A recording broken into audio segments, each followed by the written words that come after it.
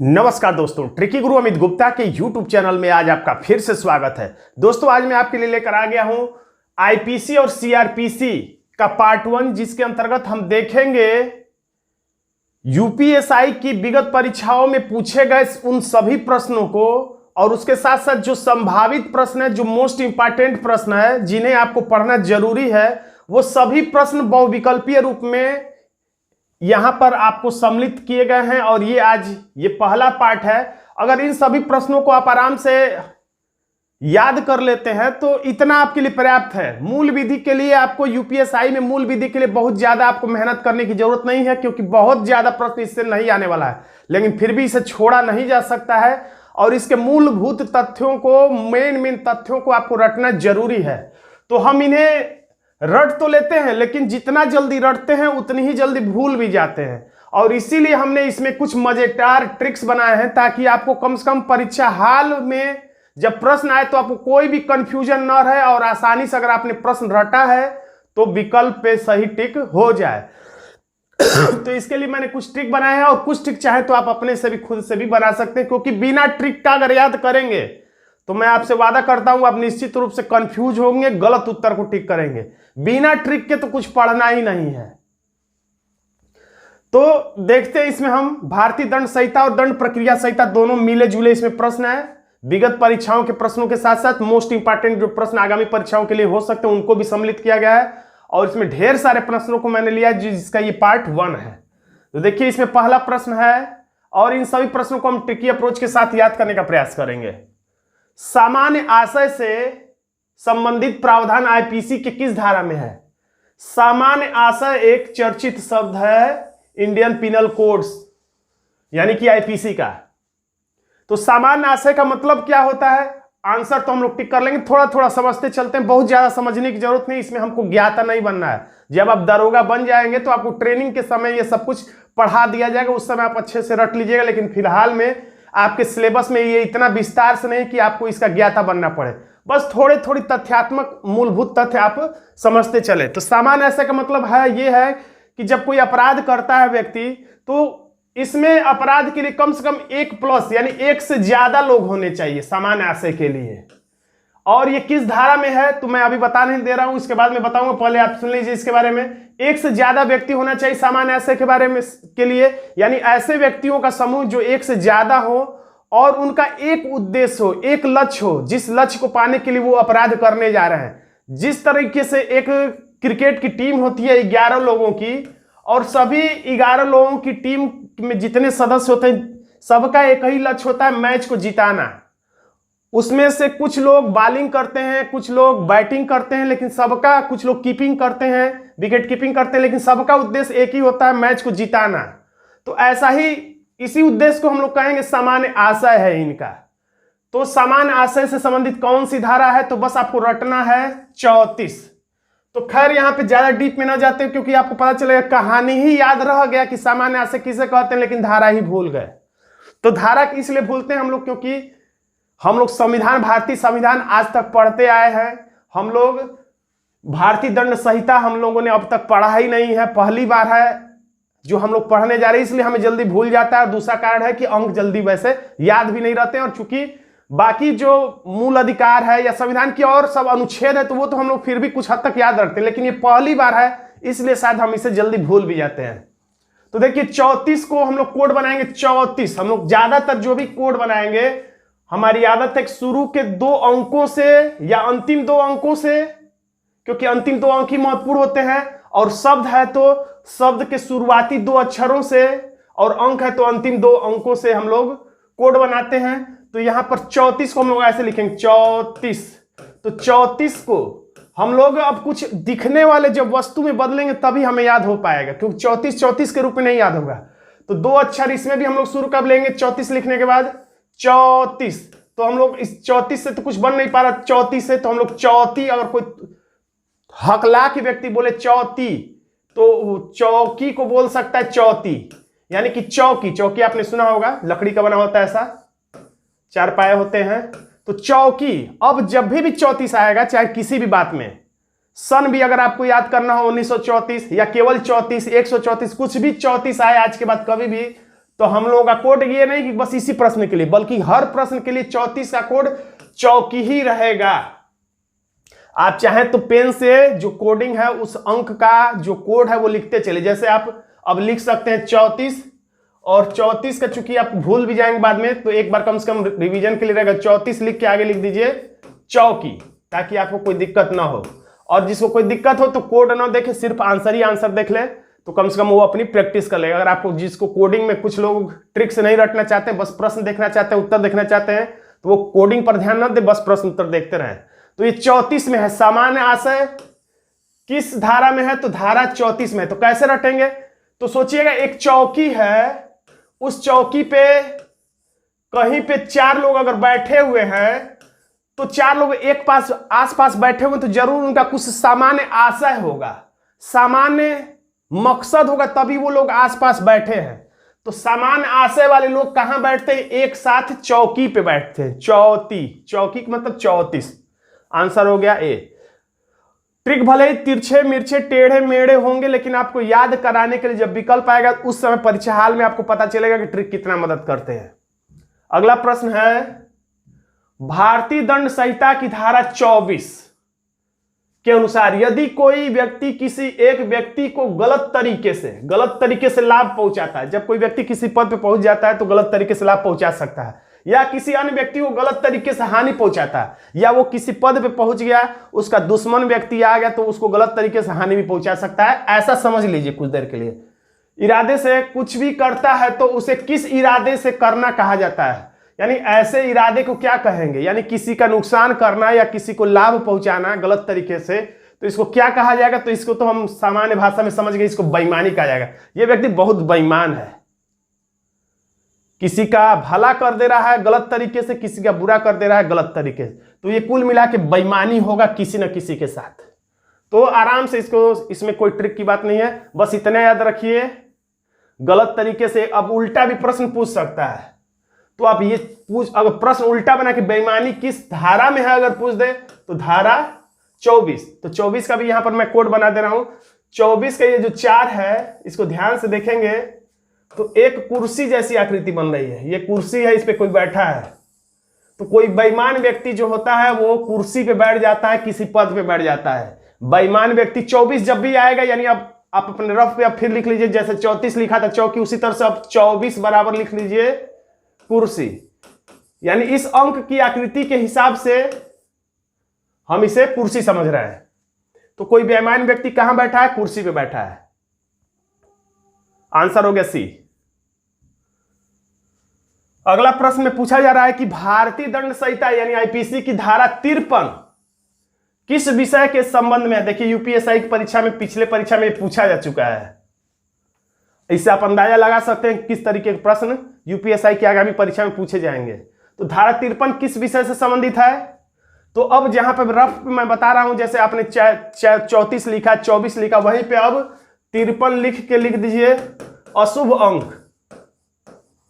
यानी आप समझिए कि 53 एक अशुभ अंक है। 53 3 लगा हुआ लास्ट में, ये 53 जो है 50, 51, 52, 53 एक अशुभ अंक। इसको कुछ देर के लिए रट लीजिए, अशुभ अंक क्या है? तो 53। अब 53 में क्या है? तो 53 में है दंड। तो सोचिए दंड किसी को दिया जाता है तो कितनी अशुभ बात होती है। अगर आपको दंड मिले तो वो आपके लिए सबसे अशुभ दिन होगा। कौन सा दिन? तो 53। 53 अशुभ अंक है। तो 53 में क्या है? दंड। तो दंड कितने प्रकार के बताए गए? तो दंड होता है मुक्के से किसी को मार देंगे तो ये भी उसके लिए दंड होगा। तो मुक्के में कितनी उंगलियां हैं? तो 1 2 3 4 5। यानी दंड कितने प्रकार का? तो 5 प्रकार का। कैसे याद आएगा कि दंड देने के लिए मेरा मुक्का ही पर्याप्त है? तो मेरा मुक्का कितने उंगलियों से बनता है? तो 5। तो 5 प्रकार के दंड हैं। कौन कौन से? तो सबसे बड़ा वाला दंड मृत्यु दंड। अब मृत्यु दंड से थोड़ा छोटा आजीवन कारावास। आजीवन कारावास मतलब आजीवन कारावास सामान्यतः कितने वर्ष का होता है? तो ये कॉमन बाद में प्रश्न आएगा 20 वर्ष का। तो मृत्यु दंड, आजीवन कारावास, उसके बाद आजीवन कारावास से थोड़ा सा कम कारावास, यानी कि जीवन भर नहीं लेकिन 2 साल, 4 साल, 1 साल, 6 साल, 7 साल, जितना भी। मृत्यु दंड, आजीवन कारावास, कारावास। और कारावास भी 2 प्रकार का हो सकता है, कठोर कारावास या सादा कारावास। तो ये तीसरे नंबर पे। और चौथे नंबर पे हो जाएगा आपका संपत्ति समहरण, यानी आपकी संपत्ति का हरण। और 5वें नंबर पर आ जाएगा अर्थदंड। तो ये 5 प्रकार के दंड होते हैं जो कि धारा 53 में है। अशुभ क्या है? किसी को दंड देना उसके लिए अशुभ है। तो आप इसे 53 के आगे दंड लिख लीजिएगा, या तो अगर आपको याद होता जा रहा है तो याद करते रहिए साथ में, कोई दिक्कत नहीं है, लिखने की जरूरत नहीं है, लेकिन लिख लेंगे तो मेरे उम्मीद से आपको आराम मिलेगा। भारतीय दंड संहिता 1860, इसका नाम ही है भारतीय दंड संहिता 1860, और लेकिन लागू हुआ था 1862 में। ये याद रखिएगा, 1800 है, 1900 नहीं है। दंड प्रक्रिया संहिता देगा तो वो 1900 कुछ है, लेकिन ये 18 है। 60 नाम है लेकिन लागू हुआ है 62 में। तो खैर ये बाद में फिर आएगा। के अधीन धारा 42 में प्रयुक्त स्थानीय विधि कहां पर लागू होता है? तो विकल्प है संपूर्ण भारत में। तो नाम ही स्थानीय विधि, तो संपूर्ण भारत में क्यों लागू होगा? भारत के किसी विशिष्ट भाग में, तो ये सही है। भारत के किसी भी भाग पर, तो किसी भाग पर नहीं, उपरोक्त में से कोई नहीं। तो हमारा आंसर इसमें क्या हो जाता है? आंसर हो जाता है बी। तो अब प्रश्न में से भी उत्तर निकाल के रट लीजिए, कि यही प्रश्न अब हो सकता है उल्टा कर दे कि स्थानीय विधि किस धारा में है, तो धारा 42 में है। उल्टा सीधा दोनों तरीके से याद किया करिए। पिछले साल अगर ये पूछा गया है तो हो सकता है अगले साल धारा पूछ ले, या अगले साल हो सकता है धारा 42 में क्या है तो स्थानीय विधि है, इस तरीके से उलट पुलट के हो सकता है सेम टू सेम वही ना प्रश्न पूछे, उसका उल्टा कर दे। तो आप खास तौर से जो प्रश्न विगत परीक्षा में पूछेगा उसको उल्टा सीधा करके पढ़ लीजिएगा, रट लीजिएगा। पढ़िएगा मत, रट लीजिएगा। पढ़ने से कोई फायदा नहीं है, रटने से ही कुछ फायदा होगा। भले ही लोग कहते हैं कि तुम रट्टू तोता हो, क्या रट रहे हो, लेकिन जो लोग कहते हैं वो भी छुप के रटते हैं। सक्सेस होने वाले लोगों को मैंने देखा है रटते हुए, लेकिन उनमें से कोई ये नहीं कहता कि मैं रटता हूं। हाँ, भले दूसरे को वो टोक देगा क्या रट रहे हो पागलों जैसे, लेकिन वो भी खुद भी रटता है, लिख लिख के रटता है। रटने का कोई काट नहीं, रटने वाली चीजों को रटना ही पड़ेगा, उसको समझने का कोई फायदा नहीं है। समझिए भी लेकिन रटिए जरूर। अपराध की परिभाषा दी गई है, तो अपराध की परिभाषा किसमें दी गई है? तो अपराध की परिभाषा दंड प्रक्रिया संहिता 1973, देखिए 1900 है, याद रखिएगा, और भारतीय दंड संहिता 1800 कुछ में है, ये 1900 कुछ में है, कि धारा 2N में। इसको भी आप रट लीजिएगा। कैसे रटेंगे तो चलिए इसको भी देख लीजिए थोड़ा सा। दंड प्रक्रिया संहिता, अपराध की परिभाषा कौन बताएगा? तो 73 अब लिख लीजिए, जहां पे रफ में मैं बता रहा हूं बार बार, जहां पे 34, 24 सब कुछ आप लिख रहे हैं वहीं पे 73 लिख के अब उसके आगे लिख लीजिए। 73 का कोड होगा हमेशा के लिए, कभी भी 73 आए, किसी भी जीके के प्रश्न में आए तो देहाती, देहाती मतलब ग्रामीण। 73 अगर लिखेंगे 73, क्योंकि इसका कुछ सार्थक अर्थ नहीं बन पा रहा तो कुछ मिलता जुलता बनाना पड़ेगा। ये नहीं कि एकदम सटीक ही मिल जाएगा तभी हम कोड बनाएंगे, नहीं मिल रहा है तो कुछ भी बना लीजिए। 73, देहाती, तिहत्तर यानी देहाती 73।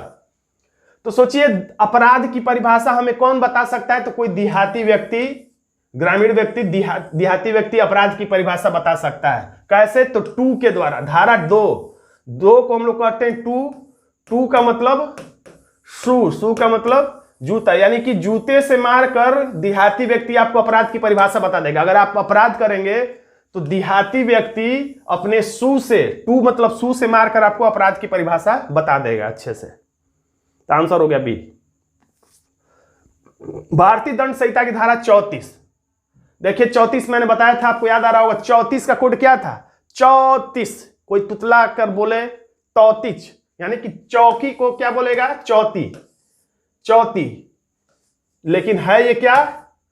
चौकी, ये वाला चौकी। 34 पर प्रसिद्धवाद कौन सा है? 34 के बारे में अभी हमने बताया था, समान आशय वाला। इसमें सामान्य जिसका आशय रहेगा वही लोग एक साथ बैठेंगे, मैंने बताया था ना, 34 पे बैठेंगे। तो इससे प्रसिद्ध संबंधित वाद कौन सा है? सामान्य आशय वाला। सामान्य आशय वाला वाद धारा 34 में क्या है अब आपको रखना है। तो 34 पे कुछ लोग समान आशय से बैठे थे एक साथ, पीठ में पीठ सटा के, और एक बगल में कौन बैठा था? तो लोग भी बैठ सकते हैं, और जरूरत पड़ने पर इस पे चित्र भी देख लीजिए ध्यान से ताकि आपको याद रहेगा। ये सींग है, जैसा मैं बना पा रहा हूं उतने ही से आप अंदाजा लगा लीजिएगा। ये पूंछ है। तो चौकी पे एक बकरी भी बैठ सकती है, तो बकरी है, कहां बैठी है? चौकी पे। तो आप आराम से आप समझ जाएंगे मैं किसको आंसर बताना चाह रहा हूं, किसके नाम में बकरी छुपा हुआ है। तो भारतीय दंड संहिता की धारा 34 में है बरिंद्र का मतलब बकरी। थोड़ा सा इशारा बस चाहिए कोड का मतलब, आप उसके बाद आंसर टिक कर देंगे, क्योंकि लिखना नहीं होता है, आपको सिर्फ टिक करना होता है। भारतीय दंड संहिता की किस धारा में भारत को परिभाषित किया गया है? तो भारत को परिभाषित कौन करेगा? तो भारत को परिभाषित तो वही करेगा जो कम से कम वयस्क कहा जा सके, जो कम से कम वोट डालने के लायक हो जाए, जो कम से कम वर्तमान परिप्रेक्ष्य में देखा जाए तो जो कम से कम कोरोना का वैक्सीन लगाने के योग हो जाए, यानी कम से कम उसकी उम्र 18 साल हो जाए, तो वही भारत की परिभाषा दे सकता है। यानी एक वयस्क व्यक्ति ही भारत की परिभाषा दे सकता है जिसकी उम्र 18 साल हो, यानी कि धारा 18 में है भारत की क्या चीज परिभाषित किया गया है। आंसर हो गया सी। भारतीय दंड संहिता के संदर्भ में निम्नलिखित में से कौन सा वक्तव्य सही है? सही बताना है, गलत नहीं। भारतीय दंड संहिता की एक धारा यह कहती है कि अपराध को करने के लिए केवल राजी हो जाना अभियुक्त को दंड देने के लिए पर्याप्त है। यानी आप सिर्फ राजी हो गए कि ठीक है हम उसके घर में चोरी डालेंगे, हम तैयार हैं, तो इतना ही आपके लिए पर्याप्त हो जाएगा दंड पाने के लिए। तो ये बिल्कुल सही है। दूसरा, भारतीय दंड संहिता की एक धारा यह कहती है कि आत्महत्या की कोशिश भी एक अपराध है। तो ये भी बिल्कुल सही है। अगर आप आत्महत्या की कोशिश करेंगे तो ये अपराध है।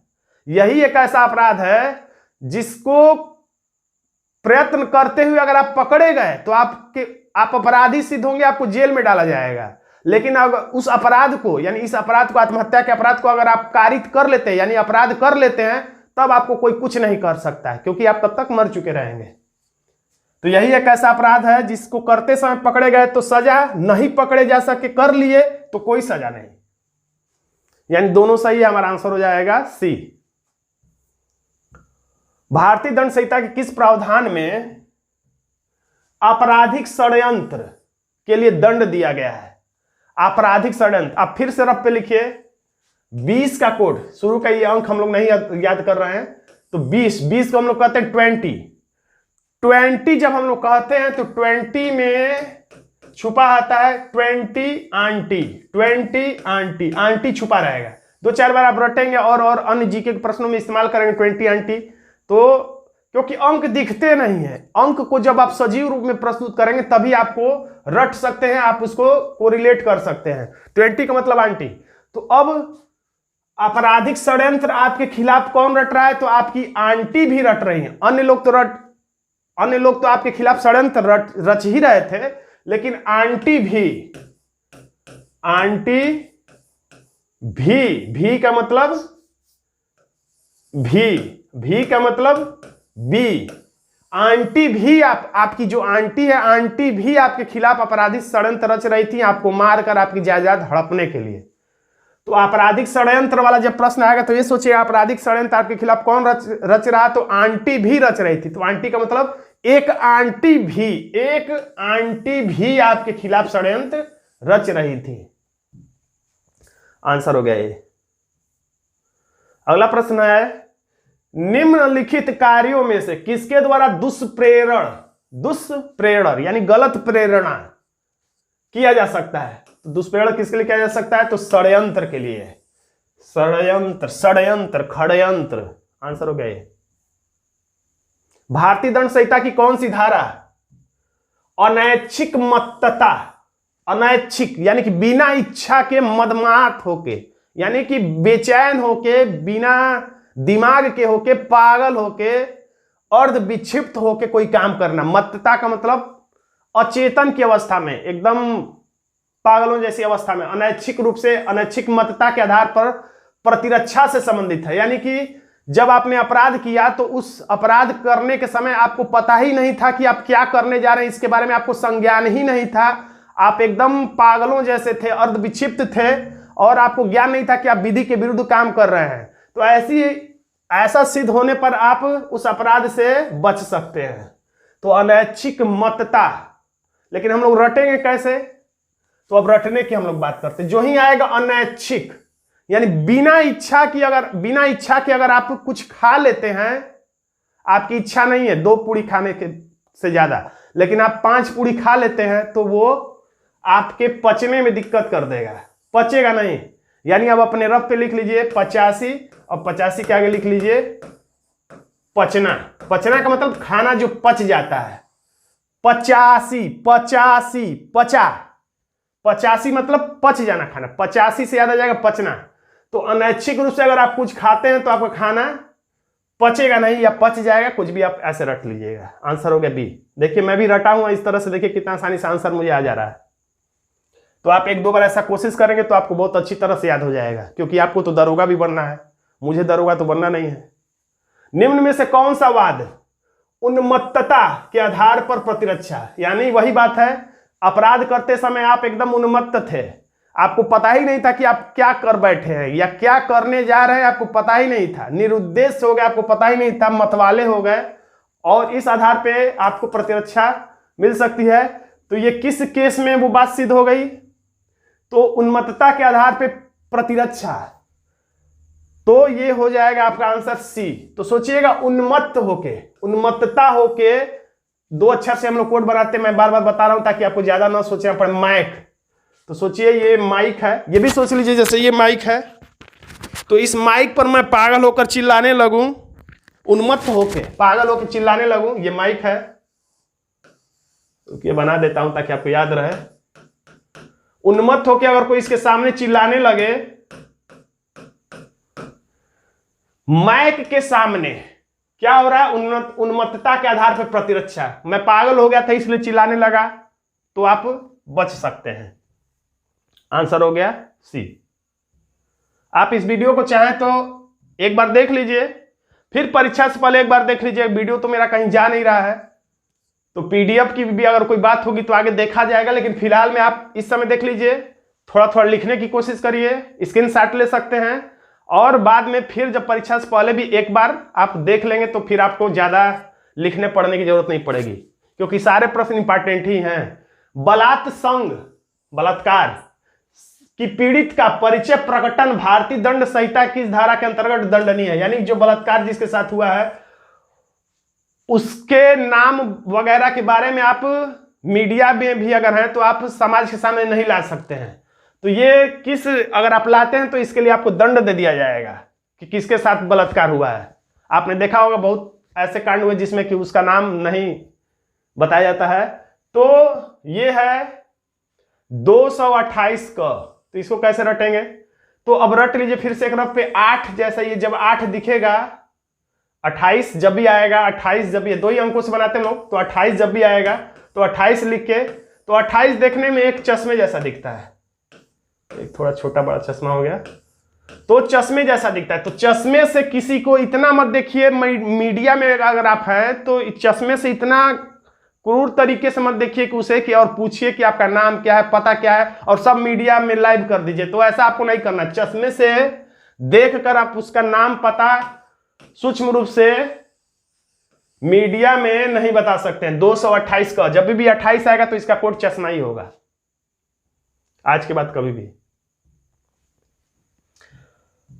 आप अपना कोड बदल भी सकते हैं, कुछ और भी बना सकते हैं, जो आपको सुविधा लगे। भारतीय दंड संहिता का कौन सा अध्याय वातावरण को स्वास्थ्य के लिए हानिकारक बनाने के अपराध से संबंधित है? तो ये प्रश्न इंपॉर्टेंट हो जाता है, क्योंकि इंपॉर्टेंट हो क्या जाता है, देखिए ये पूछ ही चुका है, क्योंकि वातावरण से संबंधित कोई प्रश्न होता है तो वो खास हो जाता है, पर्यावरण से संबंधित कोई प्रश्न होता है तो वो खास हो जाता है। तो देखिए मैं सोच ही रहा था, लेकिन ये प्रश्न देखिए पूछ ही चुका है, तो उल्टा सीधा करके फिर से पूछ सकता है।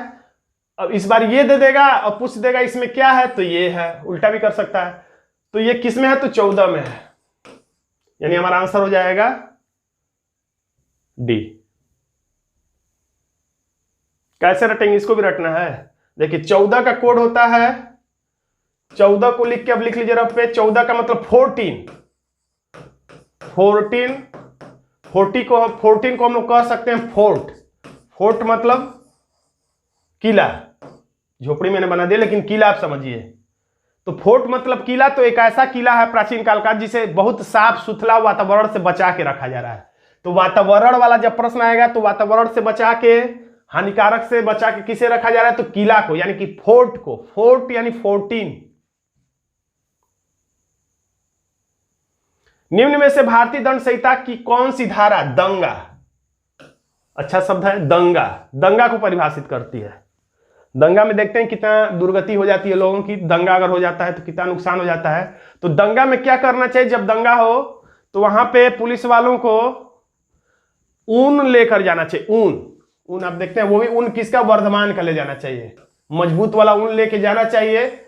और जो भी दंगा करते हुए पकड़ा जाए उसे ऊन से बांध कर और सटा देना चाहिए, उस पर फेविकोल वगैरह चारों ओर से मार के चिपका देना चाहिए ताकि वो दंगा आगे ना कर पाए। तो यानी कि अब आपको ट्रिक क्या लिखना है, 159, यानी 59 का कोड हम लोग लिख रहे हैं, 59, ऐसे आप लिखेंगे 59। 59 का मतलब ये ऊन से, मेन इसमें शब्द है सटाना, सटाया जाता कैसे, तो लेई से, ये लेई है या गोंद है या फेविकोल है।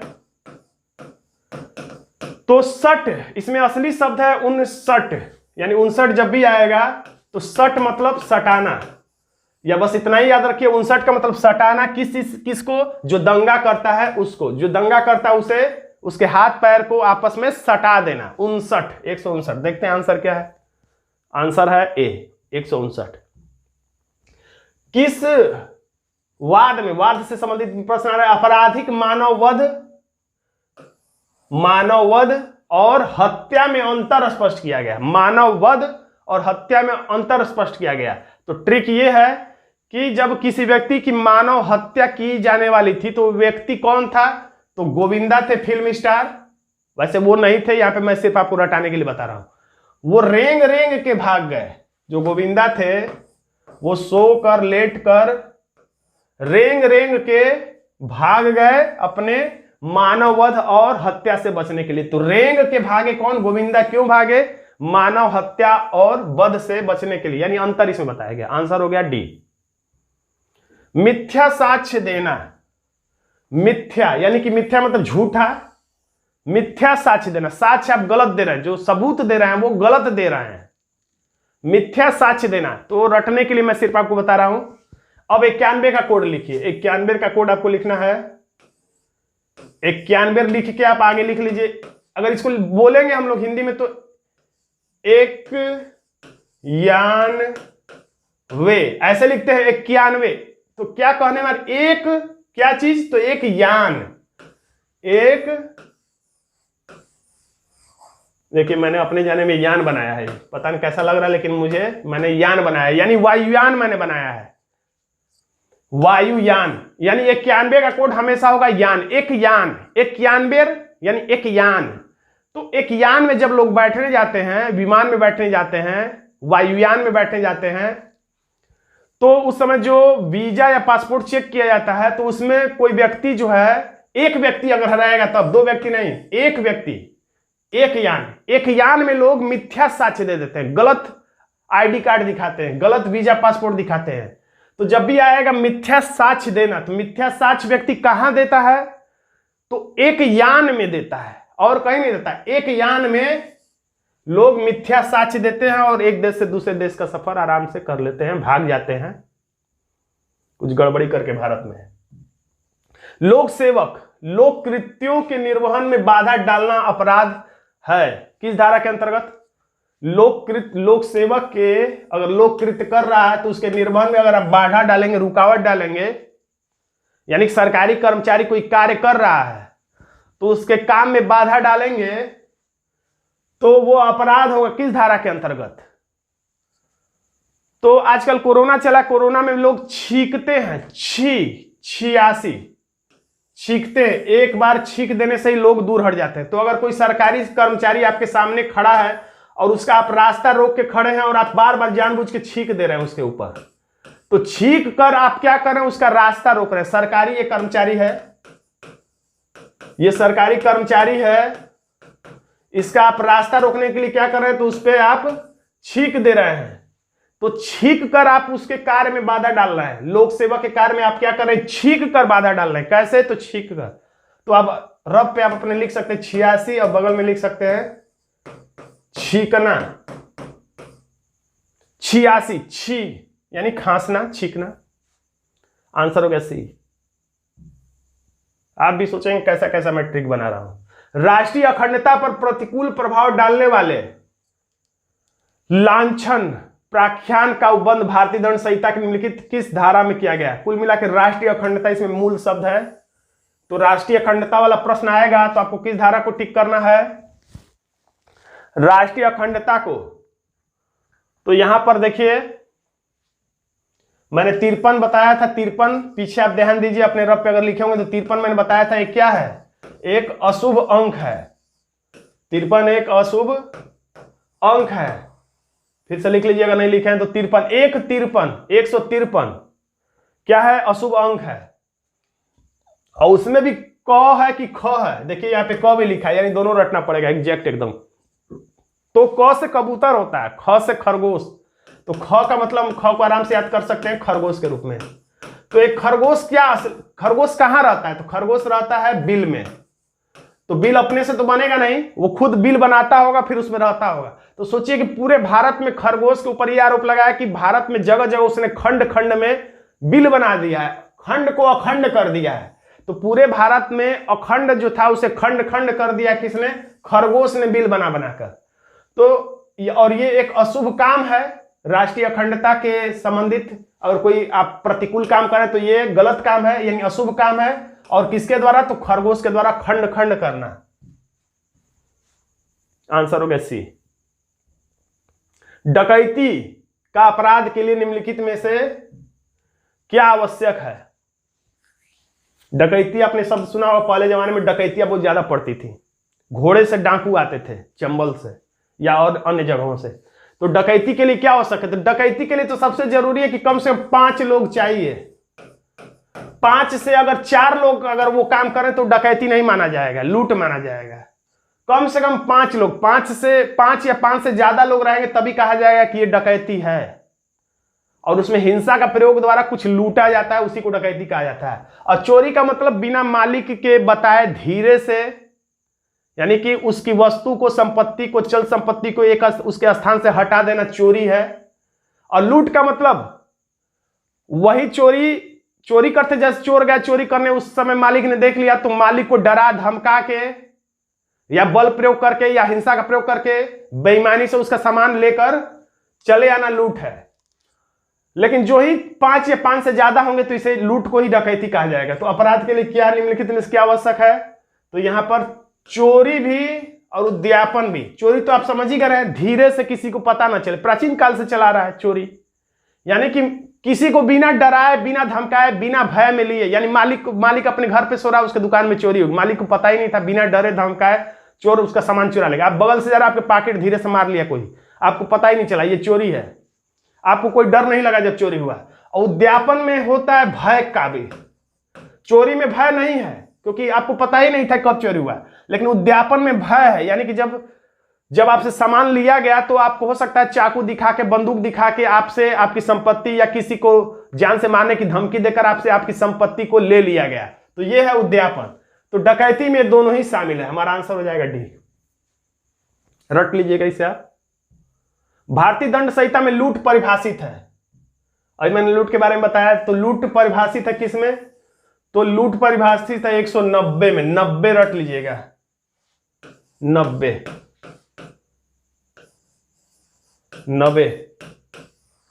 कह के लूट लेना। आत्मरक्षा का अधिकार है। आत्मरक्षा का अधिकार है अपने शरीर के प्रति अपराध से प्रतिरक्षा, अपने शरीर को यानी बचाने के लिए। दूसरे के शरीर यानी कि आप अपने पड़ोसी को, अपने वाइफ को, अपनी माता पिता, किसी को भी बचाने की, दूसरे के शरीर की प्रतिरक्षा भी कर सकते हैं। चोरी लूट होने वाला है तो भी आप अपनी संपत्ति को बचाने के लिए ऐसा कर सकते हैं, यानी कि उपरोक्त सभी आत्मरक्षा के अंतर्गत ही आएगा। आत्मरक्षा का मतलब केवल अपनी रक्षा नहीं कि बस अपनी रक्षा, बाकी मारे तो मारे, यानी कि सबकी रक्षा। आंसर हो गया डी। बस नाम ही भर है आत्मरक्षा, लेकिन सबकी रक्षा है, संपत्ति की भी, जान माल की भी। किस मामले में आत्मरक्षा का अधिकार उपलब्ध नहीं होता, यानी किस मामले में आप अपनी रक्षा मत करिएगा। यानी पुलिस आपको दौड़ा रहा है, पकड़ने के लिए कह रहा है रुक जाओ, गाड़ी का कागज दिखाओ, गाड़ी चेक करें या कुछ भी, तो ऐसा नहीं कि आप अब आत्मरक्षा में भाग जाएंगे, ये नहीं आत्मरक्षा है। तो लोक सेवक द्वारा किया गया कार्य से आप आत्मरक्षा नहीं कर सकते, उसके सामने आपको समर्पण करना पड़ेगा, यानी उसका प्रतिरोध आप नहीं कर सकते हैं। आंसर है राम गुस्से में श्याम को मारने का प्रयत्न करता है, उदाहरण दे रहा है, राम गुस्से में श्याम को मारने का प्रयत्न करता है, श्याम को ऐसी स्थिति में प्राइवेट प्रतिरक्षा यानी अपने शरीर की रक्षा का अधिकार भारतीय दंड संहिता किस धारा में दिया गया है? तो 97 में दिया गया। रटने के लिए आप रफ पे लिख सकते हैं 97 मतलब सताना, किसी को सताना। कौन सता रहा है? तो सोच लीजिए कोई डायन सता रही है, सताता कौन है? डायन ही सताती है। तो प्राइवेट प्रतिरक्षा यानी आपके शरीर की प्राइवेट प्रतिरक्षा कौन कर रहा है? तो कोई सताने वाली डायन कर रही है, या आपके शरीर की प्रतिरक्षा 97 मतलब बस सताना समझ लीजिए, सताना यानी अपने शरीर को सताने से बचाना। और यही 100 धारा 100 आ जाएगा तो इसमें क्या हो जाएगा? तो इसमें ये आ जाएगा कि आप अपने शरीर की सुरक्षा के लिए जब आपको ये लग जाए कि आपको कोई मारने आ रहा है, आपको जान से मार सकता है, या आपके ऊपर तेजाब फेंक सकता है, या आपको आपके साथ घोर अपहति कर सकता है, आपको घोर नुकसान पहुंचा सकता है, या आपका बलात्कार कर सकता है, ऐसा कुछ भी कर सकता है, अगर आपको लग जा रहा है तो आप धारा 100 के अंतर्गत उसकी मृत्यु भी कारित कर सकते हैं। लेकिन बाद में आपको कोर्ट को ये प्रूव करना पड़ेगा कि आपका उद्देश्य उसको मारना, जान से मारना नहीं था, लेकिन अपनी बचाव के लिए, अपने जीवन के बचाव के लिए आपको मजबूरी में उसे मारना पड़ा। ये आपको वकील के माध्यम से सिद्ध करना पड़ेगा। तो हमारा आंसर हो जाता है ए। भारतीय दंड संहिता में चोरी, जो प्राचीन काल से चली आ रही है, चोरी परिभाषित है। तो चोरी किस धारा में परिभाषित है? तो अब लिख लीजिए 78 का कोड, 78 ऐसे ही लिखते हम लोग 78। तो इसके हम लोग ज्यादातर 2 ही अक्षर से कोड बनाते तो 8। अब हमें कुछ मिल ही नहीं रहा, हम लोग क्या करें, मजबूर हैं। जब नहीं मिलेगा तो मिलता जुलता कुछ ही बना लेंगे। तो 78 से नहीं मिल रहा 2 अक्षर से, तो उठ हम लोग बना लिए, उठ।